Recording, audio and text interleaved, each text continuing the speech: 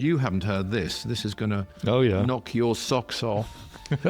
I thought it over very, very carefully before I made this statement. When this message was given, it was one of the most historic days that the world has ever seen in its lifetime. There isn't any doubt.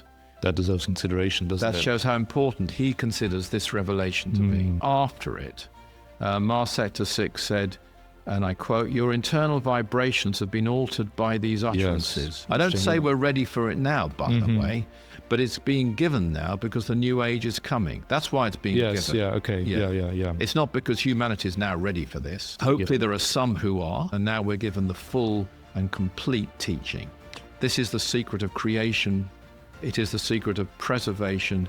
It is the secret of transmutation. Hello, welcome back to the Spiritual Freedom Show with Richard Lawrence. My name is Darren Ball, and this is the podcast helping you to awaken your chakras, to unlock your psychic powers, and to discover true spirituality. Now, in this episode, for the first time ever, Richard shares, as a result of his own meditation, the true meaning of this mystical symbol, what it reveals about God's purpose for the whole of manifestation, and the impact that it has already had for all spirituality on Earth.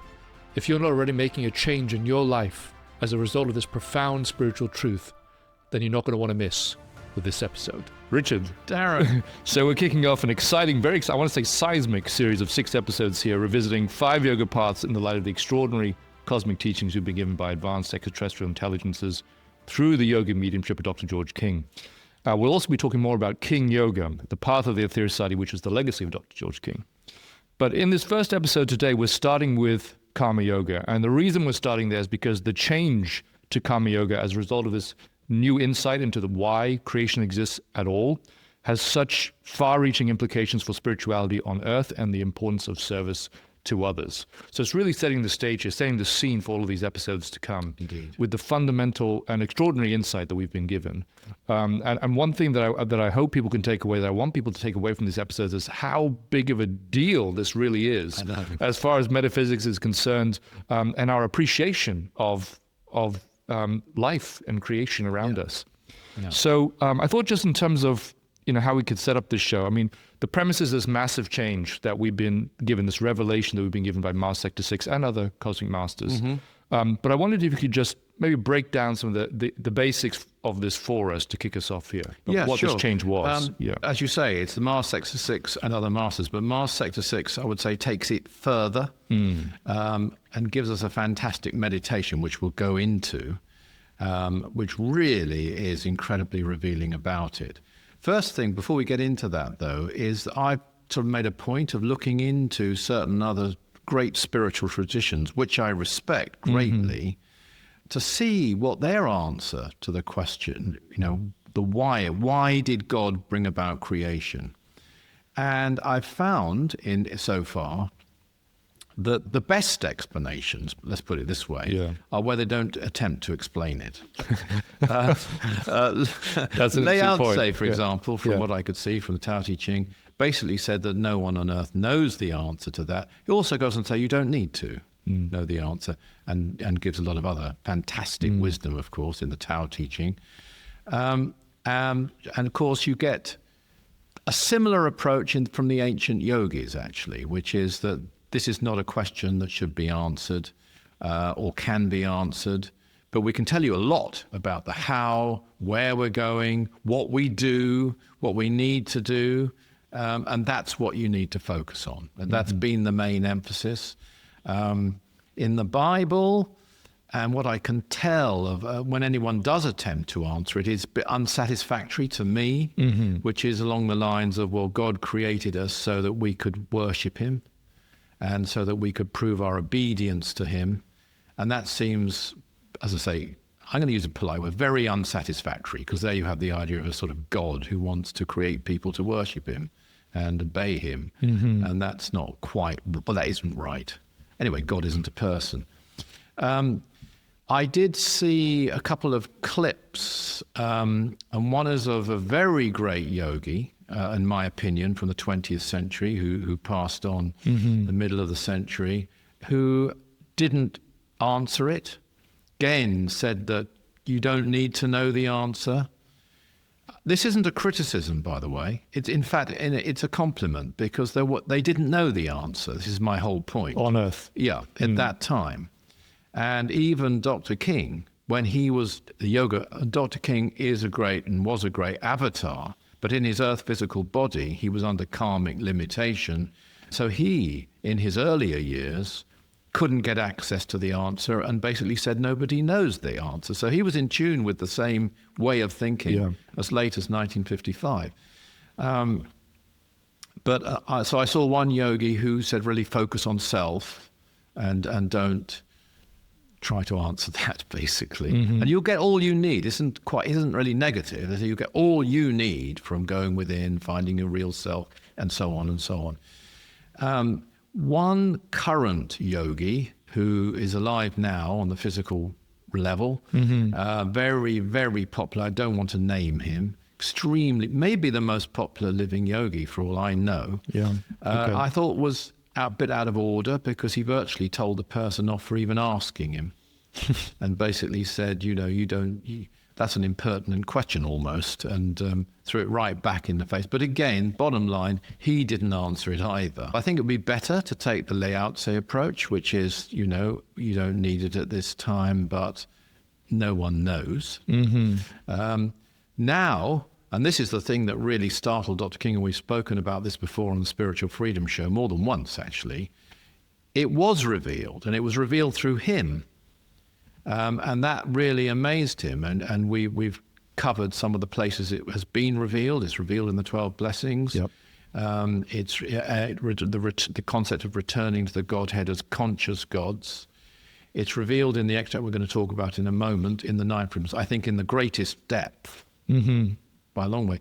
Master Aetherius spoke about it as a sensitization process, which we've also mentioned before, which, if you think about it, if you're sensitizing your way to divinity, that is a kind of a form of transmutation going on there. Yeah. So that's I also found actually, and you haven't heard this is going to knock your socks off. This is something that the master wrote in 1957, which hasn't as yet been published. Oh, really? Under the guidance of the Master Aetherius, in a thing called the 7 States of Being. Okay. Dr. King put the purpose behind manifestation in his own words, and this is under the guidance of the Master Aetherius, as following, quote, "To provide those conditions in which life may express itself in order to gain the conscious experience of the usage of its potential." Wow. So that actually predates the 12 Blessings and the 9 Freedoms in 1957. Wow. And that was under the guidance of the Master Aetherius. So I'll read the phrase again: to provide those conditions in which life may express itself in order to gain the conscious experience of the usage of its potential. It was just hinting at what was all the teachings that were coming. Conscious in there. Yeah, that early. So then we come on to the big revelation, which I know you're going to go into. May I just say before you start with that, when talking about that, Dr. King said, this is a direct quote from a lecture he gave about it, about the 9 Freedoms in Los Angeles, and it's about this particular revelation. Okay. When this message was given, it was Wednesday, March the 8th, 1961, one of the most historic days that the world has ever seen in its lifetime, certainly your most historic day as representatives of mankind, because that's what you were. It was your most historic day indeed. There isn't any doubt. I thought it over very, very carefully before I made this statement. That deserves consideration, doesn't it? That shows how important he considers this revelation to be. Over to you. Well, let me read this extract from the teaching that was given by Mars Sector 6. He says this: "Know this, the wheel turns twice and the red globe dispels the darkness, so that the yellow globe may rise. In the rising comes realization. When the blue globe intersects the yellow globe at the right angle, consciousness is born. When the green globe causes fusion between the two, realization of consciousness takes place, and all the colors are manifest. When the violet globe rises into the golden sphere, the crescent of wisdom is born and shineth. This is the secret of creation. It is the secret of preservation. It is the secret of transmutation. It is the sacred word, AUM.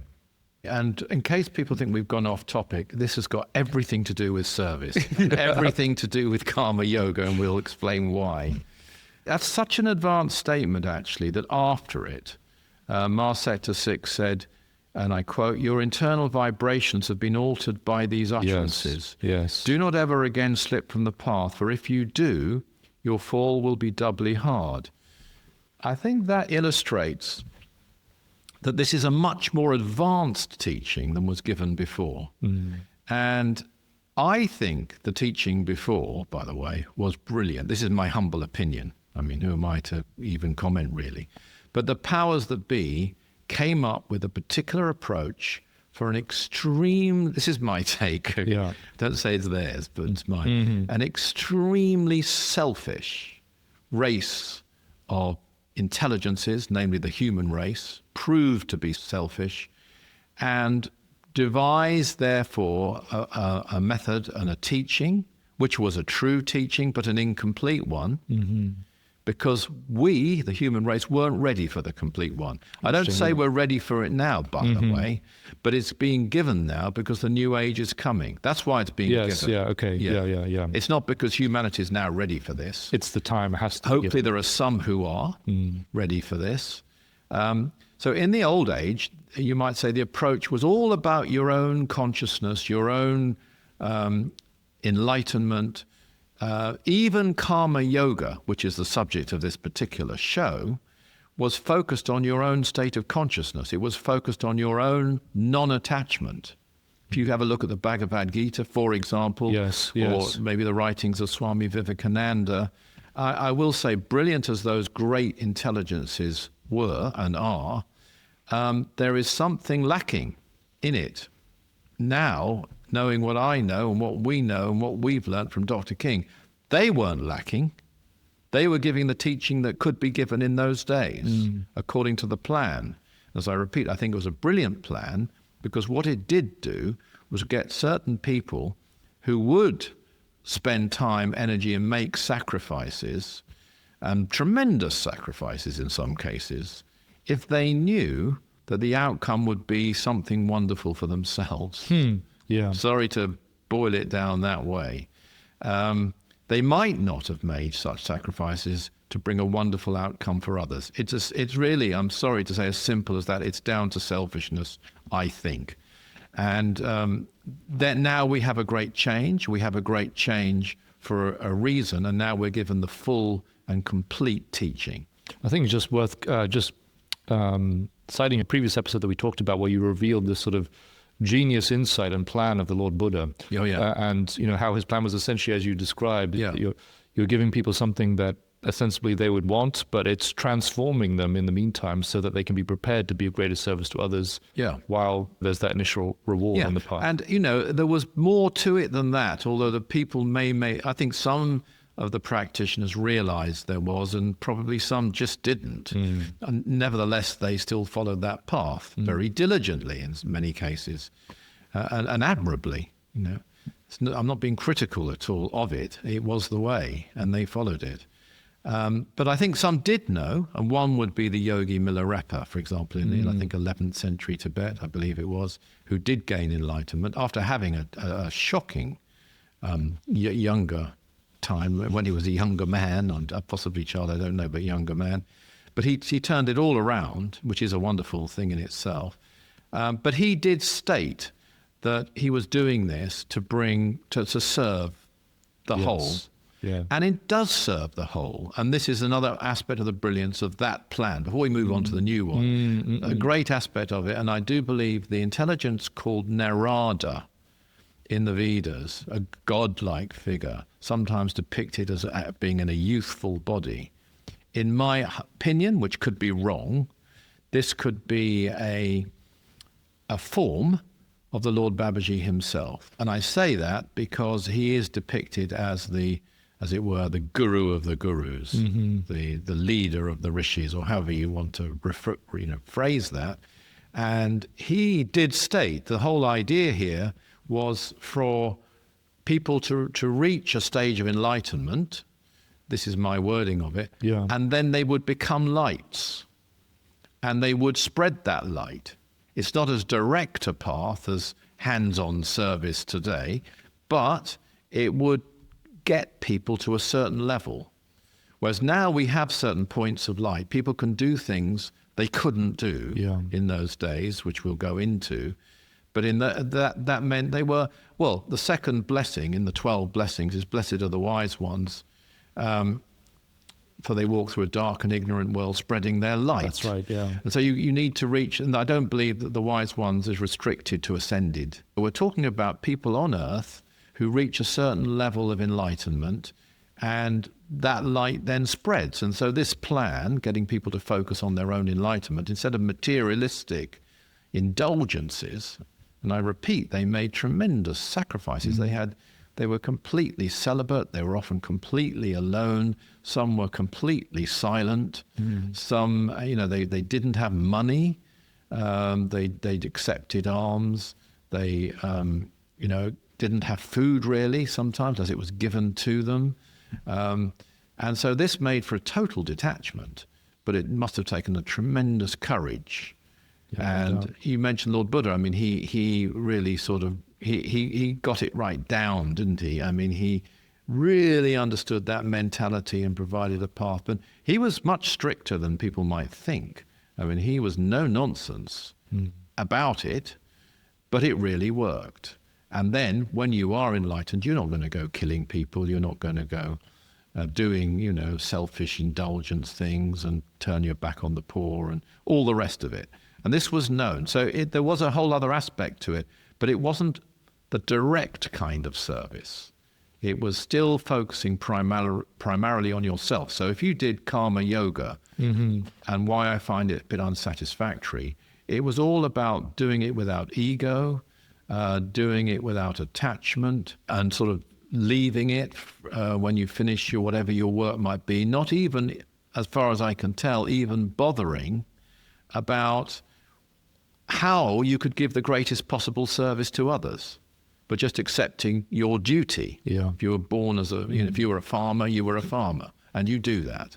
It needs to be done, but you're kind of doing it as a yoga for yourself again. Yeah, that's for your own. point. Yeah. And funny enough, the Bhagavad Gita, which is so wonderful, and as given by Sri Krishna, spells this out brilliantly.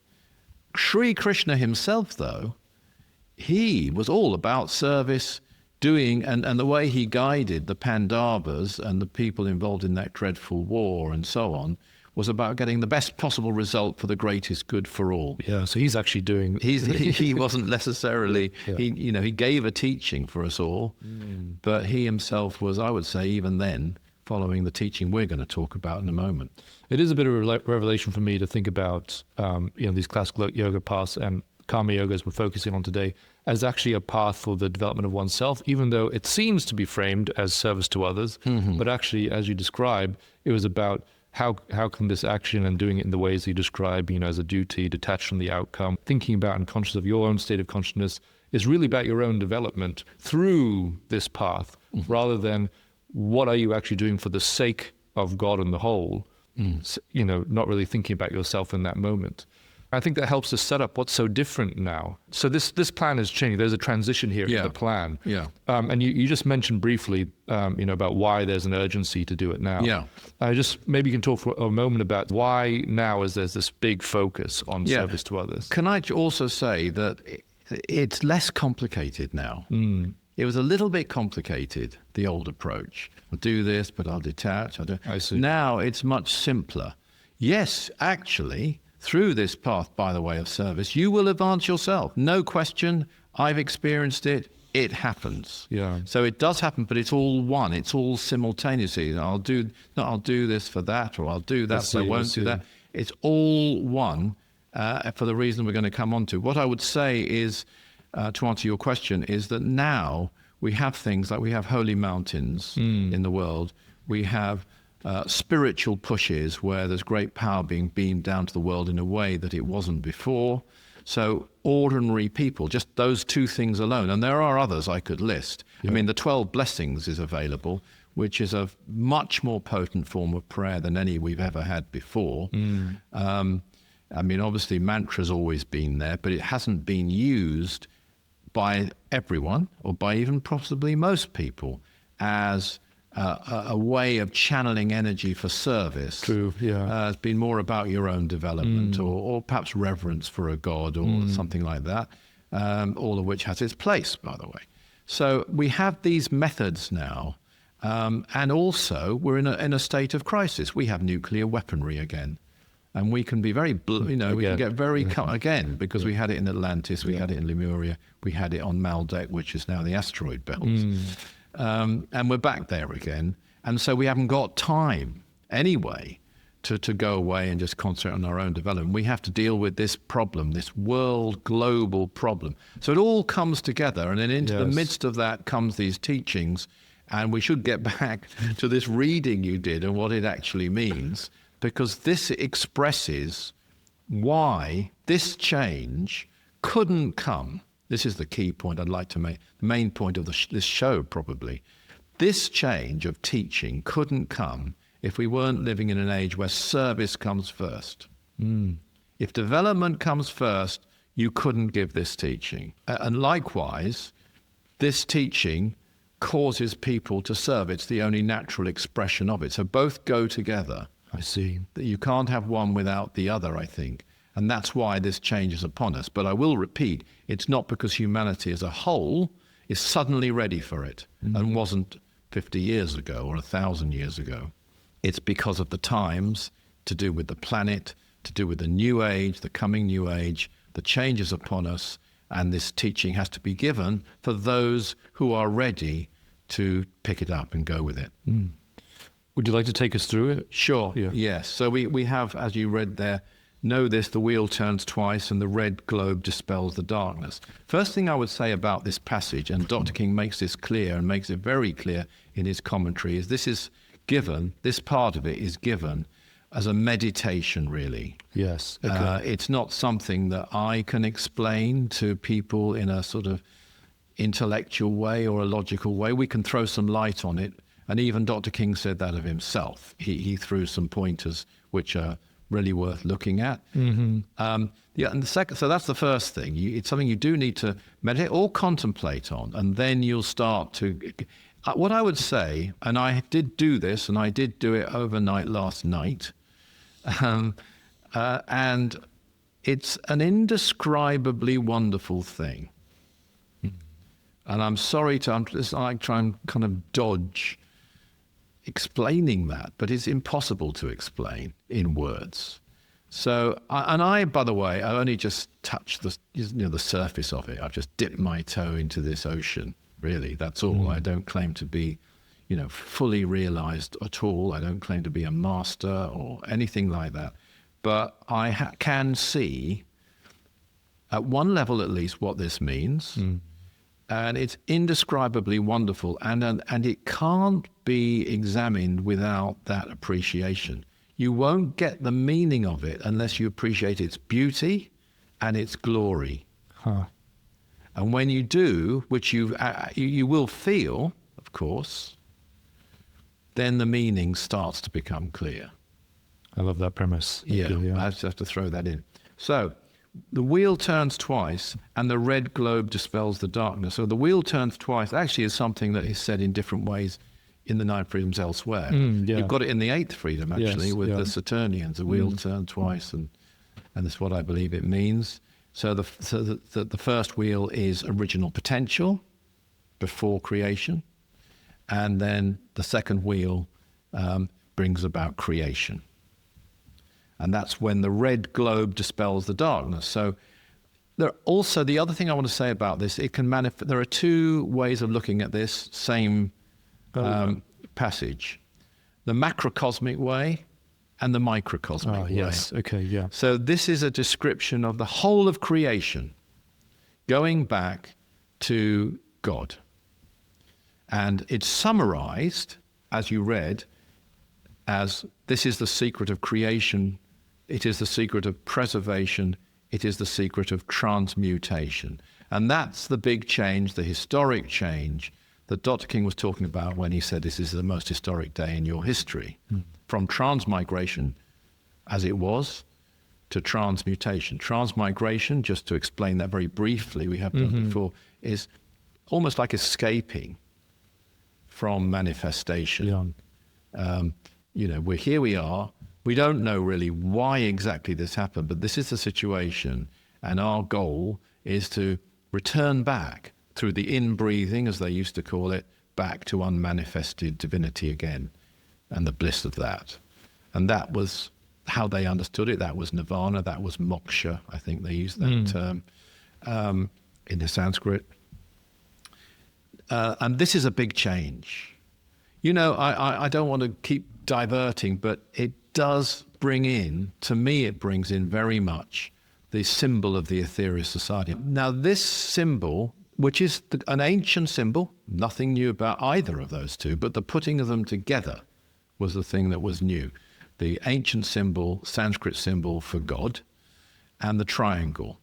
And this was a result of a 65-hour meditation done by Dr. King in 1955 in St. Mawes in Cornwall. Yeah, get your head around that. That's the only, if this is the right word for it, decision, move that he made that I know of as a result of a meditation anywhere near 65 hours. It was right at the beginning of the formation of the society, had been formed for a matter of months. Well, it was in existence, but not under that. It was just coming into being. But he'd gone public just months before. And this was the symbol. And he says there are many reasons for this. And it's really an initiation to understand those. He had many revelations. He put it down very simply. And we should remember this phrase because it ties into what we're looking at here. God manifesting itself as wisdom. What I love many things about this, I will say. One thing I love about it is the absolute genius of Dr. King. Now, that might be an odd thing to say about a master who's a genius, but Dr. King was a great master when he was on Earth and is a great avatar. But he was also a genius. And he showed this, and I saw it even in much smaller things than this. He would actually call me up in the night and say, we need to do X, Y, or Z. And he would say, I don't know why, but I know we have to do it. And the reasons why would become clear. After the fact. And the move. Yeah. Now, this move was given, what would it be, 55, that'd be 6 years roughly, before this redefinition of the triangle in the 9th. By the way, the use of the triangle, this isn't Mars Sector 6. This is Dr. King who used the triangle. Oh, I hadn't realized that. Well, it doesn't say it in the text, does it? It's a triangle. It doesn't say that. No, there is an image of the triangle. And I think they must have taken, I'm assuming it was his Al Young, who worked for him then, who would have done the diagram, and probably must have taken the old diagram which existed of the AUM as a triangle and meaning, creation, preservation, transmigration, and then put it with the new words, creation, preservation, transmutation. So I think that might have been taken from an old source, and then it illustrates the updating of it. Yes. But it's interesting because it's an old concept, that triangle. Yes. It's amazing, though, to me that he knew. And he didn't fully know why, because in 1955, he didn't know this in his Earth physical body. He didn't know the change from transmigration to transmutation yet. And he published a book in 1955 which states that. Yeah, that's right. Yeah. And yet, contact your higher self through yoga. And yet he was onto this. And this is the genius. He is an extraordinary, and he was an extraordinary genius. He would make moves, and sometimes years later, you'd see why. And you see this in some of the missions he devised and many other things that he did. And he'd make statements, and they would be spot on. And he didn't always know exactly why they were spot on when he made them. So sometimes he did, of course. Anyway, coming back to that, though, what it adds, though, this symbol, it adds an extension. it adds another part. If you take the Sanskrit symbol, and it's many people are very familiar with it. You have, as it were, an elaborate 3 with an extension to it. Mm-hmm. I mean, that's to underplay it to say that, because it isn't that. But it's actually, if you meditate on this, and I've only done it lightly, so I'm sure that others could speak more of it. But if you meditate on that ancient symbol, it's extremely enticing. It's extremely alluring. You want to be taken right. You want to taste it, almost. You want to be sucked into it and never leave it. It's a very powerful statement. And I believe the part of it, of the 3, what I'm calling a 3, it isn't a 3, but a 3 and the extension to it, is unmanifested divinity. Okay. And this is important too to what we're going to read here, so I'm not going off something. Then you have a crescent moon above it and a globe above that, which is the sun. Mm-hmm. So you have the sun, creation, the moon representing preservation, the female aspect, if you like. Yes, yeah. Especially on Earth, because Mother Earth is female.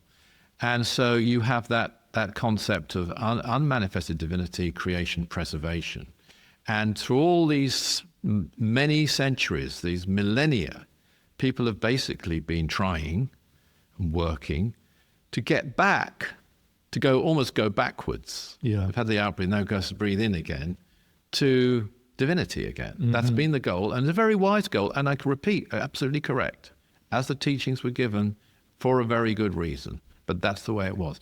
Adding the triangle, and what you see there's something else. That you are more than you were. You know, it's a very interesting point. I divert a bit, but I made when I did this meditation overnight. Yes. I made this statement, okay, at the end, afterwards. The journey of evolution is the journey from naught to infinity. Both are God. They are the same, and this is a paradox of truth, but different.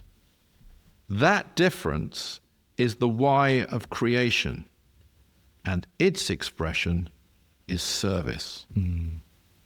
That's getting right to the heart of the secret there, isn't it? It really is, because many, many years ago, I can tell you exactly when, very soon after Dr. King was first contacted by the Master Aetherius. This is, I think this actually may be published, but it was prior to him going public. This was in October 1954, and the command that he had from Master Aetherius was May. So it was that early. Okay. In answer to a question, the Master Aetherius, through him, said this: if you were to make a true vacuum, then that would be the most sacred thing that you could do. It would mean that God had agreed that he would be directly in his presence in that particular spot at that particular time. I do not mean a personal God. A vacuum is the word A-U-M, because a vacuum contains all there is to contain. Wow. So that's a statement made by the Master Aetherius. If you had naught, you know, our mathematics is at best an approximation, and in some ways it's just plain wrong, the mathematics that we have on Earth. And it has a big flaw, which is it's kind of invented naught and infinity. And it needs naught and infinity in order for the numbers to work in between. I'll illustrate that. That if you divide 1, and you can look this up, if you divide by 1 by naught, the answer is infinity. But that doesn't actually really mean anything, because there is no such thing as naught. By definition. And there is no such thing as infinity. That's a concept.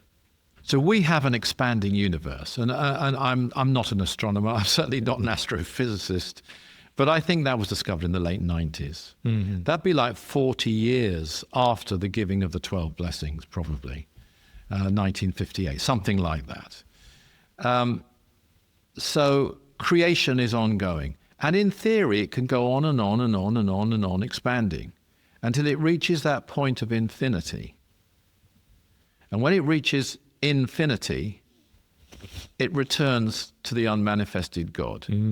Again, whatever infinity is, we can't fathom that in our heads.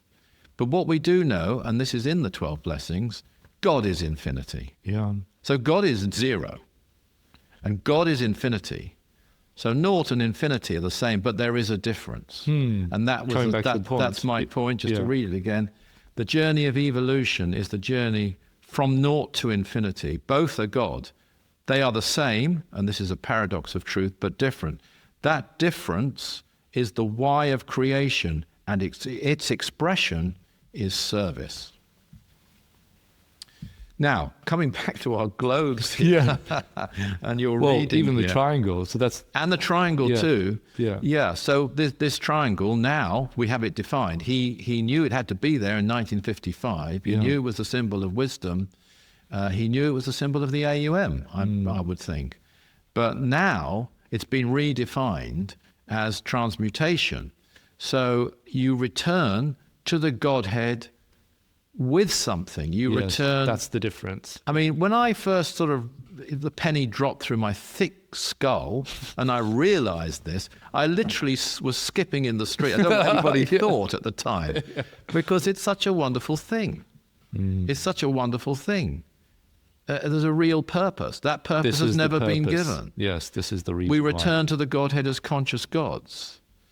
This explanation by Master 6 here really spells that out much more deeply and much further even than the Master Jesus statement. Or the one that I read that Dr. King had written under the guidance of the Master Aetherius.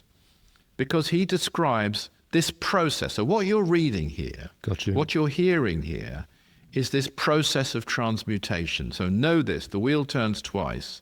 The red globe dispels the darkness. That's creation. We'll come to the microcosmic level later, but dealing with the cosmos as a whole, the universe as a whole, dispels the darkness so that the yellow globe may rise. Now, the yellow globe, first of all, it's interesting they're globes at all, because globes are in a way like mini suns, and they're orbs. And this is a creative process, and creation comes from and through the sun. Let's not forget, the greatest beings in manifestation are suns. They are the 7 central suns. They are the supreme lords of creation, but they've also been called the 7, by the Master Jesus, 7 central suns. And that's very crucial to this as well. Anyway, so these are globes. This is a creative force working its way through. But as soon as you have creation, you have to have preservation. Yes. Otherwise, it won't be sustained at all. So those two forces are at work. Makes sense. So then you have the yellow globe may rise. Now, the yellow globe is a form of intelligence. And in the rising comes realization. So you have a degree of realization, which is also manifestation. It's realized, it's manifested, but also you have some type, or creation has some type of realization going on. We won't go further than that. Okay. Now, we come to, and then we have another move, as it were. I'm calling it a move. When the blue globe intersects the yellow globe at the right angle, consciousness is born. So here you have the intersection of two forces. Now, the blue globe would represent, and Dr. King has explained this, higher consciousness. And that I mean, independently, not that it matters what I get, but it was verified to me. So the blue globe intersects the yellow globe. Where you have intersection, you have a force. And from that, consciousness is born, created, if you like. It's all part of the creative process going on here, and the transmuting process as well, because it's leading to something. You've moved up a step. I see. You've moved higher. When the green globe causes fusion between the two, now that's very interesting to me, because you could think that a blue globe intersecting a yellow globe, in our sort of sense of primary colors and how we see it, would make a green globe. But it doesn't say that. It said the green globe causes fusion between the two. So this is a thing of itself. Okay. This isn't just a product of two other globes. Yes, yes. And this matters because it represents balance. It represents harmony. This comes into play. So we have consciousness, and then this harmonic force from the green, which happens to be what we would see as the combination Yes. of those colors. Then, to read on, when the green globe causes fusion between the two, realization of consciousness takes place, and all the colors are manifest. So we've gone from consciousness to realization. Yeah, now that's a much deeper thing. That's some high cosmos, we're talking about the cosmos here, Yeah. cosmic powers leading to the manifestation of all mind, because mind manifests through color. Well, it's one of the ways it manifests. It's a total expression. It's a way of expressing, because this is expressed in color, that all colors and all aspects of mind Got you. are then expressed and are attainable to creation. So we've gone from darkness to manifestation to consciousness to realization of consciousness at this stage. Yeah. Okay. And then the expression of all colors. Now, there's another change now, and it's interesting, very interesting to me anyway. When the violet globe, so it's almost like another chapter, but it is a continuity. So somewhere now we've moved to the violet globe. Yes. When the violet globe rises into the golden sphere, so the globe is now violet, and it's risen into the golden sphere. Now the violet globe is spirit-infused consciousness. Or you might say, and I think Dr. King says, super consciousness. Okay. So super consciousness throughout creation. A much higher aspect. It's all, as I say, it's a transmutation. It's a sensitization. It's a raising of the levels, all the way up, up, up, up, up, up, up. And you could say up to infinity even. Yeah. But when you reach that, you are God. Because as it says in the 12 blessings, it is infinity in the 12th blessing. Yes. And yet it is more than this. Yes. So it's behind even these things, Yeah. but it is infinity. So so the violet globe rises into the golden sphere. Now the golden sphere depicts, I think Dr. King calls it an individualized particle of the absolute or something like that. That's the residence of divinity. So then you have returned to the divine spark, or rather creation has then returned back to its divinity. And the golden sphere, again, you have this sun image. It's returned to that, and it's become divine. And if it's reached its, whatever its zenith is, these are thoughts we can't grapple with a conscious mind. It becomes God. It becomes unmanifested God. But this, I think, and you can definitely correct me on this show if I'm wrong, please do. What happens then? What happens then?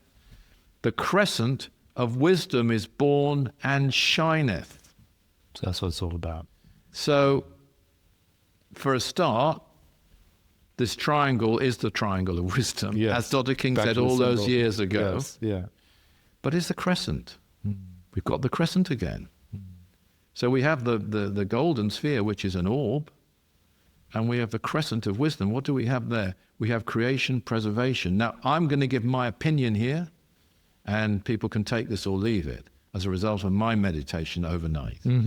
What we have here is divinity, even after its return, coming back into manifestation again. What we have here is, let's take the supreme laws of creation. Supreme laws of creation, the greater part of them is not in manifestation. They don't have to be in manifestation, they choose to. And the words are, the crescent of wisdom is born and shineth. Yes. What shineth? A sun. A central sun. And so, this is the wrong phraseology, but not content to leave creation, which it has done. I see. At least a part of it here is coming back, hence you have the preservation, the crescent of wisdom, manifesting, God manifesting itself as wisdom. Yes, the that's triangle. That's it. Coming back and shineth to spread its light to the manifested parts of its being. Oh, this is reflected throughout all creation, actually. All creation, and so it doesn't end. Well, it ends theoretically. That goes even back to another thing we said, isn't it? That in theory, but This is. I mean, in other words, yes, it's returned to itself as a conscious God. That's creation, or whatever aspect of creation has done it. And what happens then? The crescent of wisdom is born. Born means created again. It's returned. yes, So you have this aspect of God which has gained consciousness, as it were. And I'm not worthy to be saying these words. Let me say that. But I just think we have to consider them. We've been given them, so we can't ignore them. It's gained consciousness, and it comes back again to spread its wisdom so long as it's necessary. I'm putting those words out. That's just my take on it. And what does it do? It shineth. You can't really add or subtract words to this. It's all there. And the whole thing, one can complicate it, but to keep it really simple, it's a description of transmutation. That's what you have here. You have creation and preservation, and then you have transmutation. And then you have this God returning and manifesting itself as wisdom, which is exactly what this symbol is here. You have God, unmanifest, creation, preservation, and then God manifesting itself as wisdom. wow, that is incredible. That is really something. And you're the first person, and this show is the first place that I've said those words. Because yesterday I couldn't have done. Wow. And by the way, don't get me wrong. Others can meditate and get far, far more over the coming centuries and millennia. This is given for the future. Wow, you just opened the door there to... This bit which comes in then, this is the secret of creation, it's the secret of preservation, it's the secret of transmutation, it is the sacred word AUM. That is brilliant, but the main, as it were, substance of it is the preceding paragraph about the globes that we've just gone through. And that's, as it were, a summary. It's saying this, the globe description, is the secret. Even that I hadn't realized before you just pointed that out. That is referring Nor back me to that a few years paragraph. ago. Nor me. I think a lot of people think the revelation is in that paragraph and it kind of missed the globes. But even that, so that last point you just made about it coming out again in China, I mean, it's like that pattern is repeated at many levels of creation. Yeah. And that's why service is the way. And on it goes. Yeah. And so when you had the discovery of dark energy by scientists, which was an invention of theirs to explain the expanding universe, creation is going on. The supreme lords of creation exist. They are creating now. And there is only one time in God.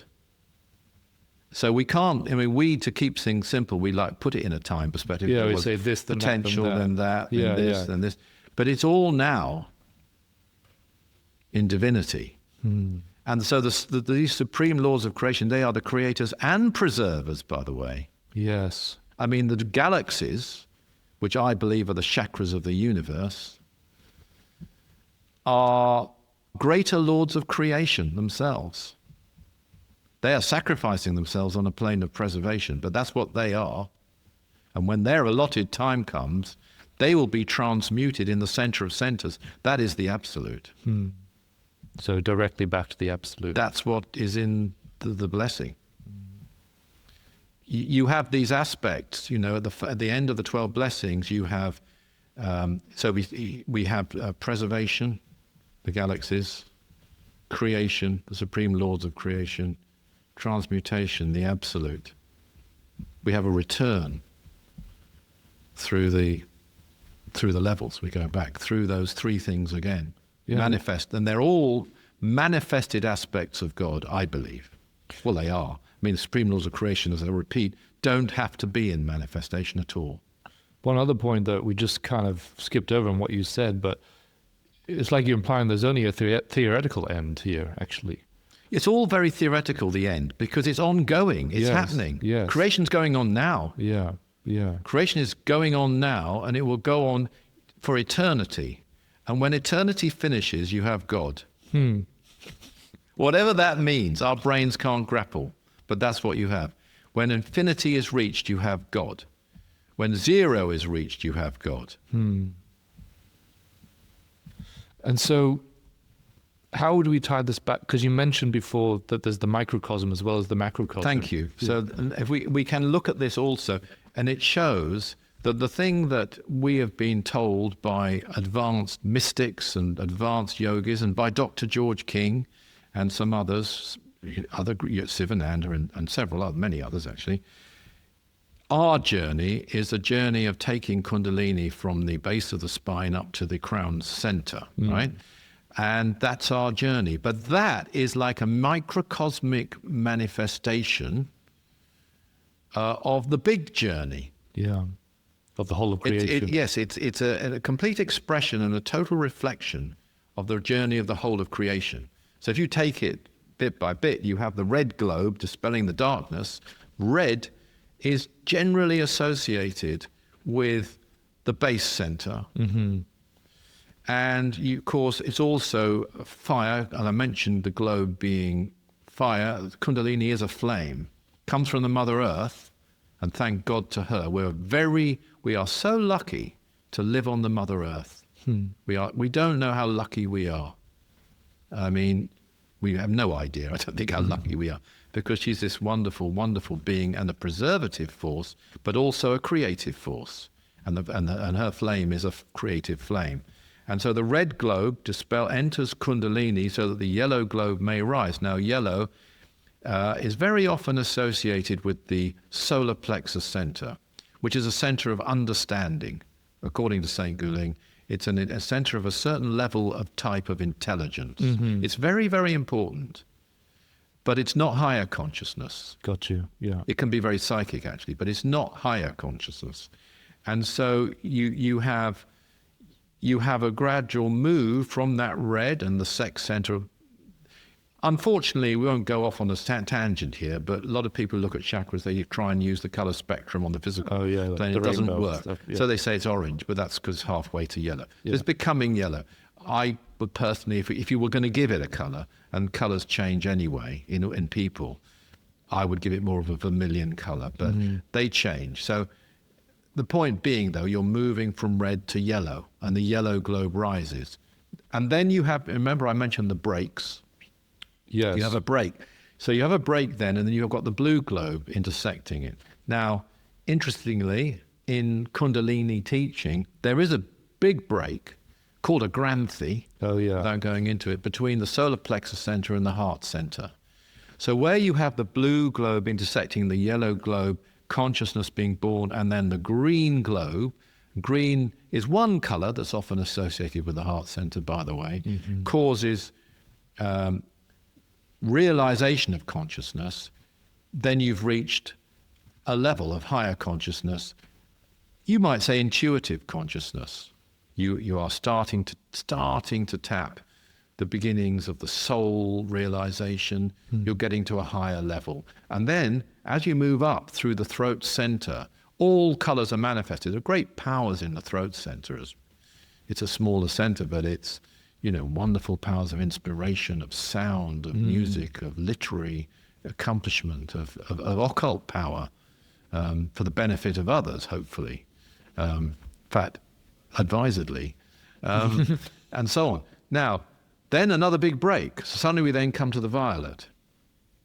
Okay. So the violet is associated with the Christ center, and it does look violet and very vibrant, and sometimes towards, in my experience, sometimes towards magenta, but it's essentially violet. So interestingly, in the 9 Prisms, it says that when someone leaves cosmic consciousness, they take from, and I'm doing it from memory here, they take from their violet head the gold crown and leave it in the supramind belt. Yes, that's right. Yeah. Which is a wonderful thing because it means you haven't lost it. Next time you get to that supramind belt, it's Pick it up still there. again. Yes. Yeah, It'll be even better. But but again, from the microcosmic point of view, that's you then, and this is the other big barrier or change. When there is a granthi between the throat and the Christ center, you've then moved into, if you do it fully, a trance condition. You have to be in trance. Samadhi is trance. If you say you've entered samadhi and it wasn't trance, you haven't entered samadhi. You might have had a very elevated state, but it's lower than full samadhi. So you're then tapping superconsciousness. You're no longer thinking per se. Yeah. You're in that higher level. And then you take that up to the golden sphere, which is connected to and can be the crown center. And that's where the divine spark is resident. So that process of personal evolution matches perfectly the totality of creation. But I think we've got to come back to, and this is really, this predicates the series, doesn't it? This explanation. It's the foundation. This is the foundation because this has changed all the yogas. But the big change is to put service at the top. It has to be, because you realize if all life has to be transmuted, it's a complete nonsense for you to focus just on yourself. To some degree, it always was a bit of a nonsense, to be honest, because the one thing you realize in a greater state of enlightenment is oneness. Yeah.